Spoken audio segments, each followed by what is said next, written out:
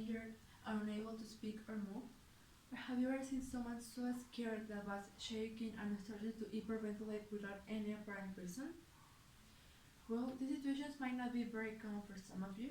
Nevertheless, 3.3% of all Mexican population had experienced a panic attack. A panic attack, according to Mayo Clinic, is an intense wave of fear in which your body reacts as if you were in extreme danger. Your body really believes that your life is about to end or something like that. Even though it is an imaginary situation, that means that it is not happening. And that can cause some symptoms like shaking, shivering, chest pain, sweating, shortness of breath, headache, etc. As I already said, there is not a specific formula or place that you have to be or to experience to have a panic attack. This happens because the brain receives these sensors of nervousness that helps you to recognize when there's a situation of danger. So your brain responds by creating a hormone called adrenaline that helps you to escape from that difficult situation in an easiest way. But when you don't use it, your body needs a way to take it out of your body because it's like energy that isn't used. Therefore, sometimes they can cause panic attacks. According to the National Institute of Mental Health, about 2.3% of adolescents had a panic disorder, with a higher prevalence in females with 2.6% than in males with 2.0%. And taking in consideration that numbers, you will probably have to help someone that is about to have a panic attack, that might be experiencing one, or even yourself. Maybe you will be in your normal life, and then you will experience this intense fear that come from nowhere. So here are some things that you should try so that the attack isn't very intense.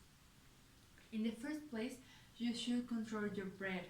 You have to concentrate and take deep breaths so that you can avoid one of the worst symptoms of a panic attack, that is the hyperventilation, because this can cause that your body feels like you are literally dying, so it's not a good experience. Then once you have controlled it, you need to pass to the other step, that is accepting that you are having a panic attack. That way you will be more conscious that there is not a real danger, that you are fine, and that the fear you're feeling it's temporary. So you just have to wait a few minutes to trying to calm down, to count until a number, and remember of the breaths. And in the case you are in a place with a lot of movement, you should try to find a separate spot in which you could concentrate in yourself, close your eyes, and start to recapitulate what you were doing before that attack, so that you can start to calm down. That way you will recognize that you were in a normal situation. If that doesn't work, another thing that might help is to concentrate, use all your concentration in one object. It doesn't matter which one, just concentrate about it, describe it, see it, appreciate it. Or you can concentrate in a sensation of your body. For example, the sensation of the air in your skin, or the feeling of your jeans, etc. That way you can stay in the moment, that you don't let yourself go with it. Well, before applying all the tips that I already said, you first need to identify if you are having a real panic attack, because commonly they confuse it with a anxiety attack that have like very similar symptoms but are very different. For example, the panic attack, as I already said, doesn't have like a specific situation. You don't have to be experiencing anything. I mean, you could be just like in your place doing nothing and you could experience that fear. They are very intense, but they last like a few minutes, no more than 15 usually.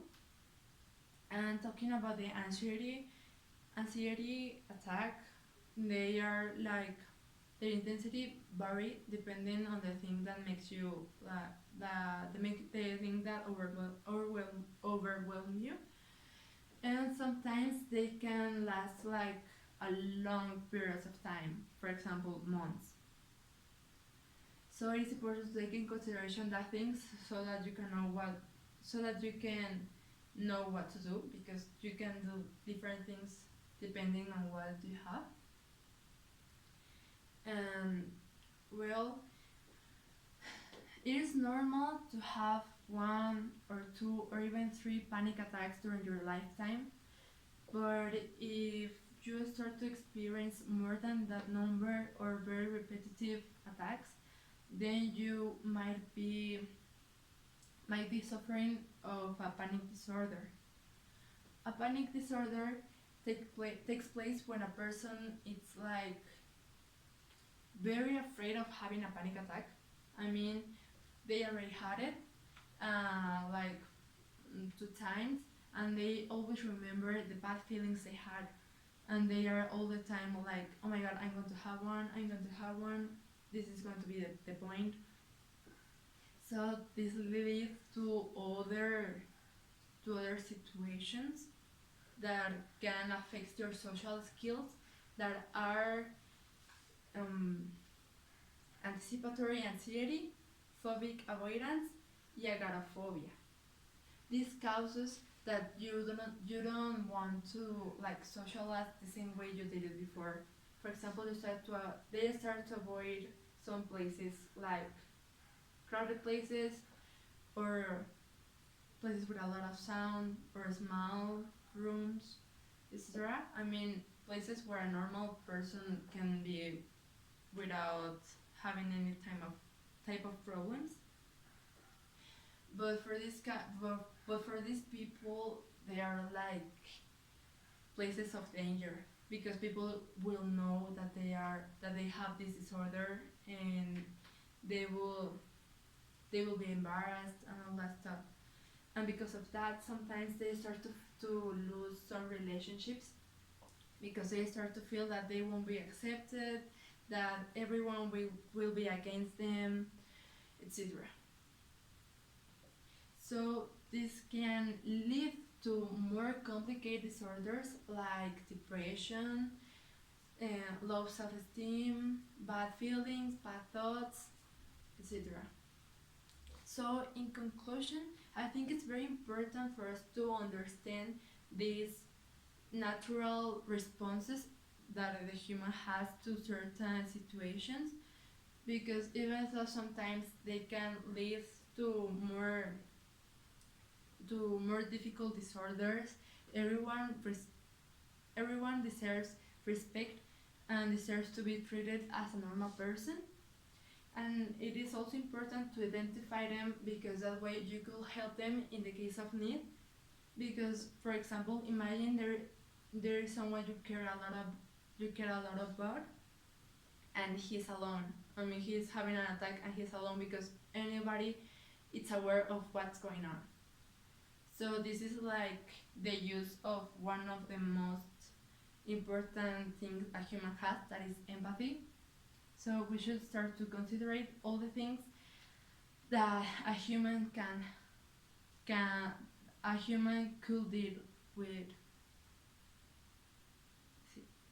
Thanks.